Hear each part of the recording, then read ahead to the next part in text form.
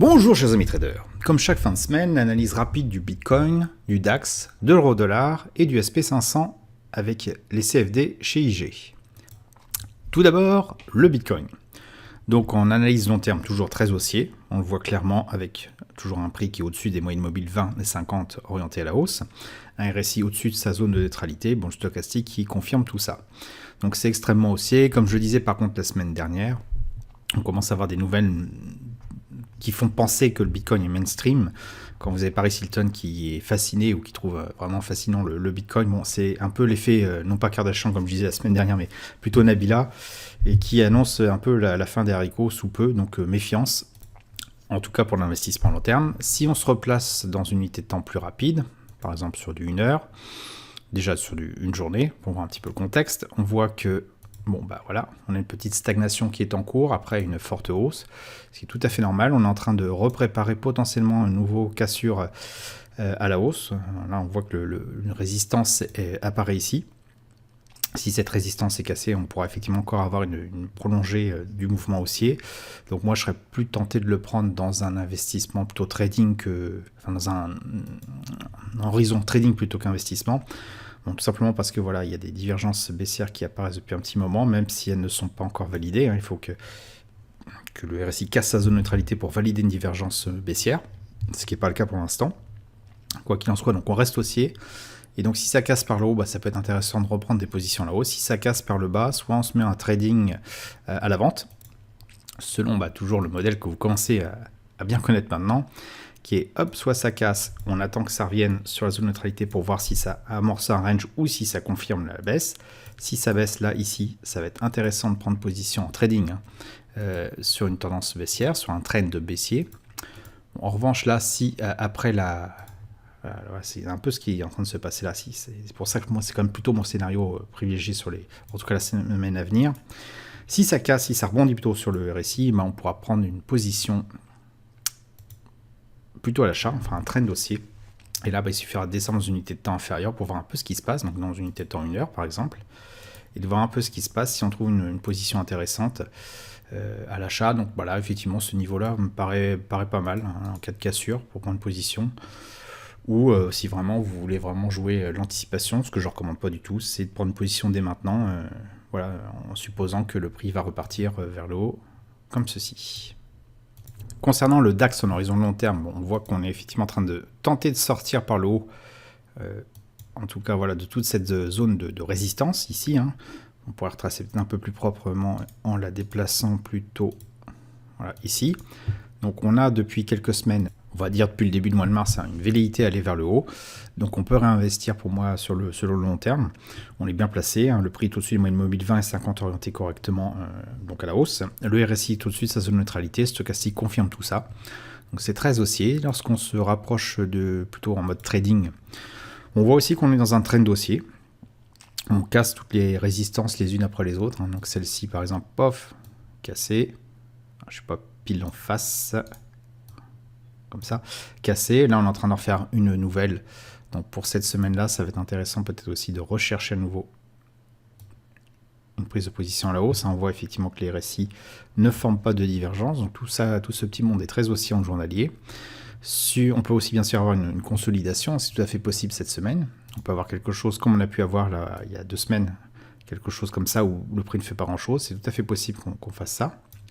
Donc ce qu'il faut faire dans ces cas-là, c'est regarder en unité de temps 1 heure. Voilà, effectivement. J'ai tenté, moi, la semaine dernière, j'ai dû en parler dans mon Telegram, un scénario baissier, c'est-à-dire une divergence baissière en H1, un prix qui casse, enfin un RSI qui casse sa zone de neutralité, qui rebondit dessus. Et moi, j'ai pris une position un petit peu en anticipation. On voit que ça n'a pas trop pris, qu'on est repassé plus ou moins en range, donc je suis sorti avant la fin de la semaine, sinon je serais sorti flat.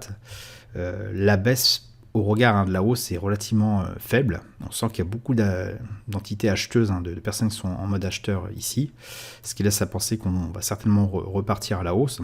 Donc on va guetter, je pense, en tout début de semaine prochaine ce qui se passe. Alors déjà, là, dans l'espèce de mini-tunnel que j'avais dessiné, on voit qu'on est en train d'en sortir. Donc là, vraiment, en tout début de semaine, ou même dès ce soir, puisque le prix, les bourses rouvrent vers 23h, on va regarder un scénario de ce style-là. Le RSI redescend sa zone de neutralité et repart comme ça. Quelqu'un pourra se mettre en position acheteuse assez vite. hop, comme ceci. Bien sûr, si le prix repasse vers le bas, il faudra attendre qu'on sorte vraiment de ce range-là qui apparaît de manière un peu plus claire dans l'unité de temps journalière. Donc ça prendra un petit peu plus de temps. N'oubliez pas également les éventuelles annonces qu'il peut y avoir la semaine prochaine concernant directement le DAX, donc l'euro de manière générale. Donc lundi vers 10h. Et puis jeudi, jeudi matin, 7h du matin, ce sont des choses qui peuvent influer donc le risque, et je vous recommande de mettre justement sur le graphique ces informations-là. On va le faire tout de suite. Lundi 12 avril, hop, à 10h. Ça évitera de faire des bêtises quand le prix arrivera dessus. On peut même le préciser, alors peut-être pas ici, on va le mettre en unité de temps 1 heure plutôt. Hop, ça sera mieux. Lundi 12 avril à 10h.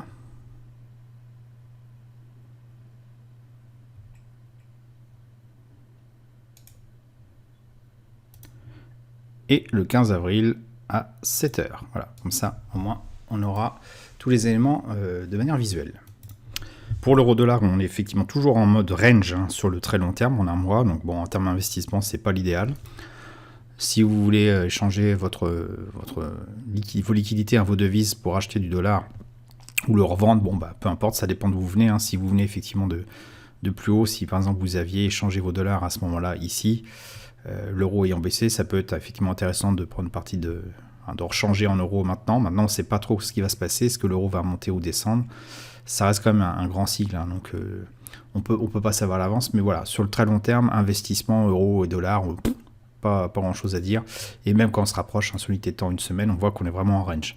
Bon, sur l'unité de temps plus rapide, déjà une journée, voilà, on est dans un petit tunnel baissier qui peut, pas très agressif, très léger, voilà, qui se caractérise de cette façon-là et qu'on voit aussi sur le RSI en dessous de sa zone de neutralité, quelque chose comme ça. Donc pour l'instant, on est relativement baissier sur cette unité de temps-là. Et puis ici, on n'a pas de divergence, pas vraiment de divergence, ou très légère, mais donc en tout cas rien d'actualisé. Donc ce qu'on peut s'attendre à avoir plutôt la semaine prochaine, c'est effectivement soit une cassure comme ça, auquel cas il faudra attendre un retour du RSI sa zone de neutralité pour voir si vraiment on repart à la hausse. Et là, dans l'unité de temps journalier, on pourra dire on est sur un trend aussi en journalier, on pourra passer en vert. Bon, moi ce que je pense plutôt ce qui va se passer, c'est quelque chose comme ça. Je peux me tromper, j'en sais rien du tout. On va attendre de voir ce que fait le prix pour être sûr. Auquel cas, on sera plutôt sur un trend baissier. Et donc si c'est le cas la semaine prochaine, eh bien il faudra chercher une position d'unité de temps inférieure, donc en 1 heure. Voilà, on voit que en 1 heure, à l'inverse de la journée, on est plutôt sur un trend haussier. J'avais essayé d'en prendre une partie, mais bon, ça n'a pas donné grand-chose. Donc ici, une divergence baissière apparaît. Ici, on voit que ça a cafouillé. C'est pour ça que je pensais vraiment que ça allait chuter, que ça allait casser le RSI allait casser sa zone de neutralité avant de rebondir. Là, on voit que ça fait du yaourt. Indécision totale, on ne sait pas, on a beaucoup de volume quand même, on ne sait pas ce qui s'est passé entre acheteurs et vendeurs. Donc sur cette unité de temps assez courte, eh bien, on va plutôt envisager soit une cassure par le bas, quelque chose, toujours la même chose, hop, comme ça, comme ça, comme ça. Je pense que ici, si ça casse, ça sera assez brutal. Donc on pourra tenter une prise de position là. Sinon, il faudra attendre un rebond et prendre plutôt la position, comme on l'a dit, pour l'unité de temps supérieure, à la vente. Bien sûr, si ces divergences baissières venaient à ne pas s'actualiser, ce qui est tout à fait possible, on aurait quelque chose comme ça, auquel cas, on pourrait tenter de prendre une position, voilà, à l'achat. Toutefois, attention, on a des résistances importantes ici. Alors, je vais le mettre en 1 semaine, ça sera mieux. Hop, on le voit plus en unité de temps supérieure. Donc une résistance importante. Où est-ce qu'elle se trouve? Elle se trouve, voilà, ici. Hop, une bonne unité de temps, c'est mieux ici. Cette résistance est assez importante parce que par le passé, quand on regarde, elle a tapé dessus plusieurs fois. On est en train de revenir dessus. Potentiellement, donc, ça pourrait donner un frein, un coup d'arrêt à une velléité à repartir vers le haut. Donc c'est pour ça que moi j'envisage plutôt un scénario baissier. On le voit sur le journalier. Donc attention en 1 heure si on veut prendre quand même ce trend à l'achat, enfin ce trade haussier. Il ne faut pas s'attendre à aller très haut. On pourrait aller peut-être jusque là, mais pas beaucoup plus. Moi j'envisage plutôt une cassure par le bas un rebond dessus, et après ça rebondira potentiellement vers le bas, auquel cas là je prendrai position ici, mais là tout de suite je vais certainement juste survoler de loin, regarder de loin l'euro-dollar et plutôt rester sur les autres devises. Pour finir, le SP500, donc en horizon de très long terme, on est vraiment très haussier. Pour investir, le mieux c'est effectivement d'attendre une consolidation et que ça reparte. Attention, là j'avais détecté, oui, c'est plus le cas, c'était la semaine dernière, le mois dernier plutôt, une divergence baissière, mais c'est pas du tout le cas, on n'en a pas du tout, le prix est carrément reparti à la hausse, donc il n'y a pas de divergence. À partir du moment où il n'y a pas de divergence, on est plutôt sur un scénario qui reste haussier. Maintenant, on est quand même assez loin, voilà, de la moyenne, on va dire, ça sous la moyenne mobile, 20 périodes, ou tout simplement le RSI est assez loin, donc on va plutôt attendre un retour du RSI sur sa zone de neutralité ou un rapprochement, avant de, oups, je me suis trompé, avant de plutôt repartir vers le haut, quelque chose comme ça, auquel cas là ça sera intéressant, ce qui veut dire que le stochastique devrait faire quelque chose comme ça, mais ici, oups, quelque chose comme ça, mais ici, donc faire un truc comme ça, peut-être pas descendre aussi bas d'ailleurs, avant de repartir. Donc là, en termes d'investissement, c'est pas le meilleur moment, ça reste juste très haussier, il faut juste prendre le train en marche de manière correcte. Si on se rapproche au niveau des unités de temps plus courtes, donc une semaine, toujours pareil, haussier, voilà, c'est un petit peu plus visible en une semaine, c'est-à-dire on va attendre que ça casse cette ligne de coup ici, et puis une fois que cette ligne de coup au niveau du stochastique sera cassée, on attendra un retour comme ça, du stochastique pour reprendre position à l'achat, en tout cas pour l'investissement. Pour du trading court terme, je passe en une journée, voilà. Donc on a cassé ce range la semaine dernière qui nous coinçait quand même depuis pratiquement mi-février. Donc là, il y avait des opportunités à prendre à court terme, mais je pense que c'est toujours le cas, même si c'est un petit peu, voilà, le stochastique est vraiment coincé, la bulle du niveau est coincée en haut. Donc on peut attendre une consolidation pour prendre position, mais en unité de temps inférieure, je pense que c'est des choses qu'on doit déjà avoir. Voilà. On a des petits paliers qu'on peut trader. Ici, on en avait un très beau. Voilà, ça casse, on prend. Ici, on pouvait, voilà, à partir du moment où on avait cette stagnation qui était écrasée, qui était invalidée, on pouvait reprendre position ici, à peu près là. Alors, je vais mettre la flèche. Je ne l'ai pas prise, je ne l'ai pas vue tout simplement. Ici, parce que le stochastique se retournait, donc c'était intéressant. Puis le RSI marquait une espèce de creux. Celui-ci était mieux, parce que le stochastique posait un petit peu plus dans le rouge, sous les 50, et là aussi. C'était intéressant. Et puis, on n'avait toujours pas de divergence qui apparaissait. Là, on a eu à nouveau une espèce de petite stagnation, mais vraiment pas méchante, qui a cassé en fin de journée, en vendredi. Donc, on va attendre de voir ce qui se passe lundi, mais a priori, il n'y a rien de négatif là-dessus.